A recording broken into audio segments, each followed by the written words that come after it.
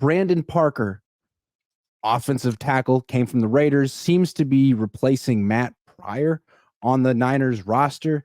We all remember the Matt Pryor era. It was phenomenal. What do you think of the Brandon Parker era? Well, he's only slightly better and more interesting than Matt Pryor. I mean, he's a huge guy. He's 6'8", 310-pound offensive lineman, 35-inch arms. He played at North Carolina A&T, and the guy, his father played offensive line for North Carolina in the early 1990s. Now is coaching high school. His offensive line coach was Ron Mattis, who played in the NFL for 8 years. And he's an interesting prospect because he's got, he's 6'8" with ridiculously long arms, but he's never quite been what anybody's wanted. And if you look at the way he grades out, he hasn't graded out well according to Pro Football Focus. So, he is kind of like Matt. I think you said it perfectly. Matt Pryor was this offensive lineman who had played in the league, hadn't played particularly well, but he wasn't a rookie and he did have some experience, and that's what he brought to the table.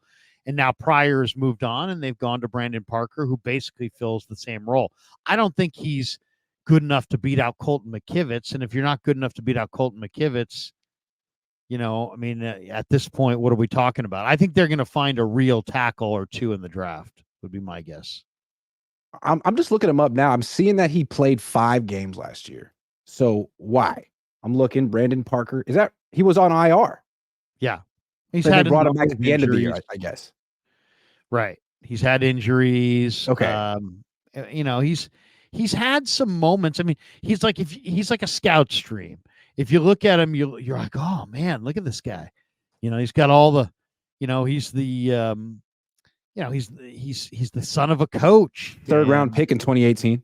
There's a lot to like, and he was a 4-year starter in college, and he's got good hands, and he can slide his feet, and he's got decent movement, long arms. Then you flip on the film, and you realize that, man, there's no consistency. The footwork is totally uneven. Anybody who's got like strong, active hands, he struggles against. Body control's just okay. He's got long arms, but he doesn't get the most out of it. It's just he doesn't strike with consistency. He doesn't play with consistency. So, but he is a 6'8", long-armed offensive tackle who once upon a time was a 3rd-round pick. So, somebody liked him. He's got some potential. I think he's just veteran stopgap just in case they can't find somebody in the draft. Well, I'm seeing that in 2022, he played 17 games, started 13 for the Raiders. And this isn't PFF, but I mean, I don't know how much stock you put into PFF as opposed to other grading places. Like Sys Data Hub is another one, and it's free. And they have a thing called like total points earned. I don't know how they calculate it. I don't know if it's better or worse than PFF, but they liked Brandon Parker in 2021. So that's 2 years ago. I guess he didn't play much. Did he play in 2022? No, he didn't play in 2022. He only played 5 games last year. So who knows what he has left? I guess you're sort of taking a flyer on a guy who had a solid season 2 years ago, and he's still not 30 yet. Yeah. And, he's a healthy, I mean, here's the bottom line, like offensive tackles, you're not going to find those guys walking around. So you better have like a good depth plan. And he's 6'8". He's now 320 pounds. He has experience in the league.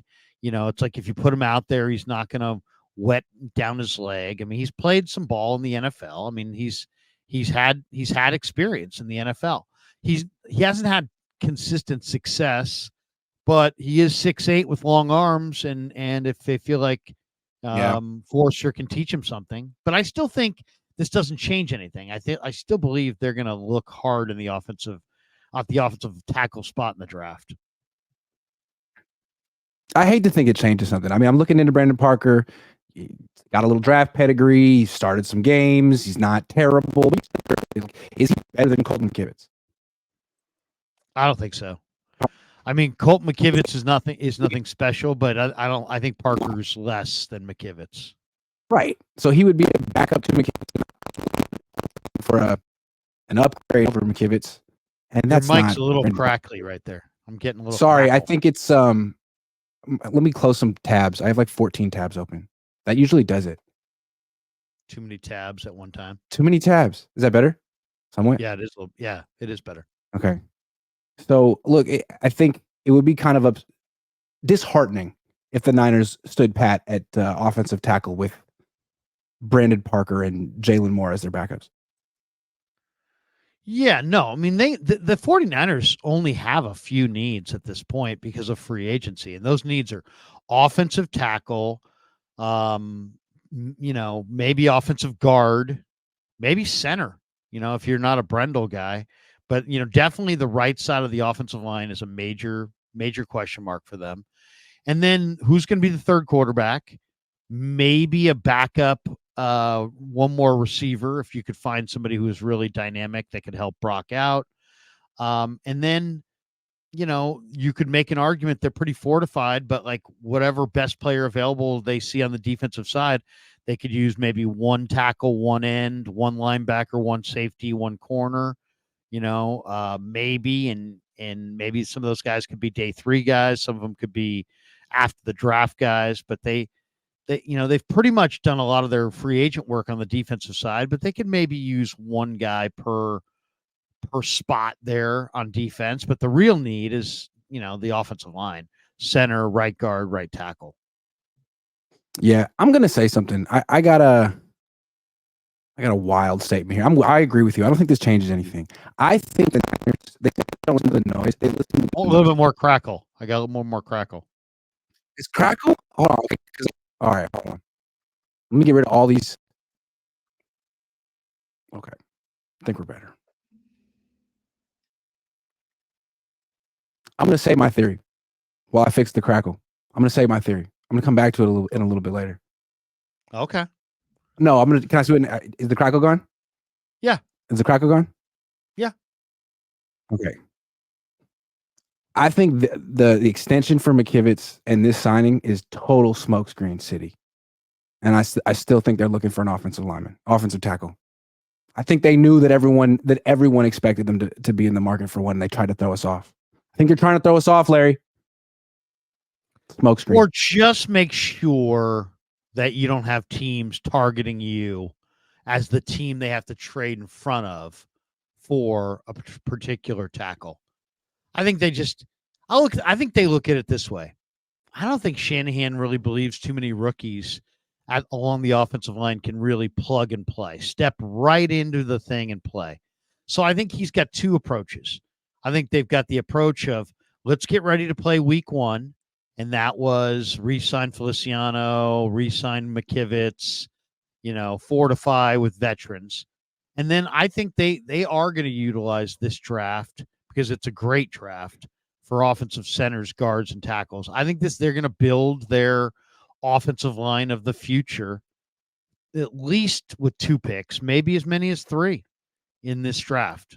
And they may not come with the first pick. It may not come at 31. It may be in round 2 and 3. I think some of the best offensive linemen are in the middle rounds, not necessarily the guys up top.